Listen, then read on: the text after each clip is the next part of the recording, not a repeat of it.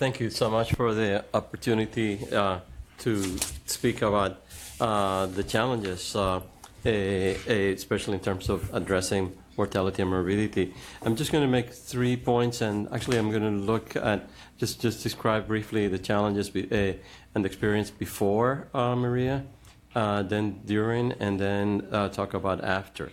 In terms of the past, I'd like to point out, and I'm glad that Dr. Murphy talked about Georges, but there was a substantive experience in addressing morbidity and mortality before the hurricane, and Georges was one of them. And in fact, one of the challenges that happened when it was Georges was that there were a number of CO2 poisonings, basically for using the gas generators of electricity inside the homes and just leaving them. And actually that was studied. The medical examiner certified those as hurricane related, and it was actually published in the MMWR, and it was followed with a campaign on educational campaign. And actually it's good to say and know that actually was not a major issue of morbidity and mortality in Maria.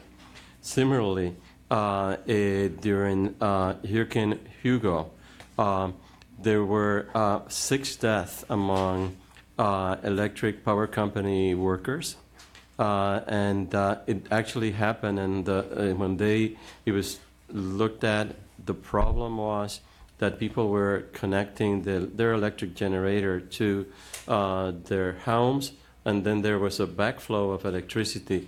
So lines that were supposed to be dead were not.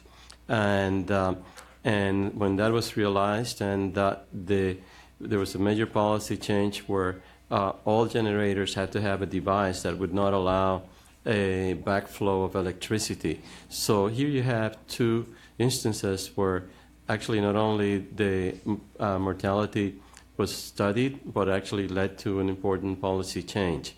And in fact, when you look at the mortality in Hurricane Maria, there were no electrocutions related to problems with generators, nor there were problems with CO2 poisoning.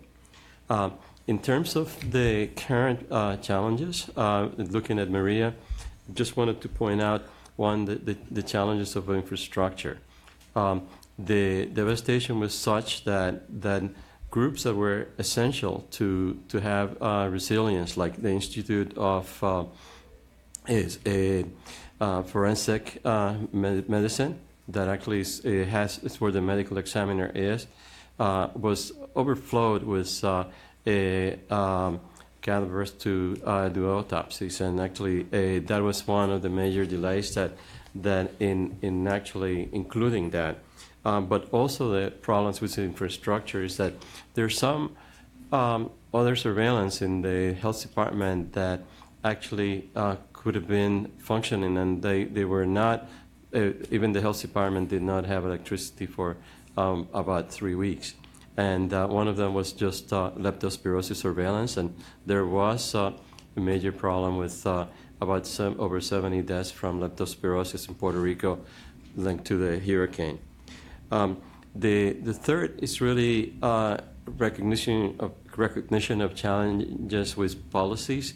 Another problem, because of the lack of electricity, is that even the dialysis centers, the outpatient dialysis centers, that there is a good network, could not get to, many of them were not able to operate. And some were able to have generators, but the quality of water that they needed could not be achieved after the hurricane.